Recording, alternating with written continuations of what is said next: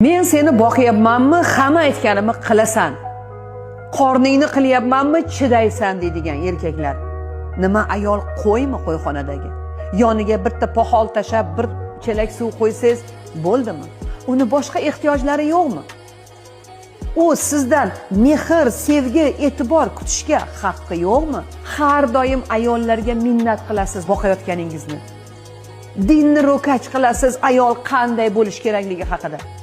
Lekin dinimizda ham aytib qo'yilgan, ayollarga mehribon bo'ling. Birorta ayolni ko'zini yoshini oqizgan erkak meni ummatim emas, ayollar sizga omonat deyilgan.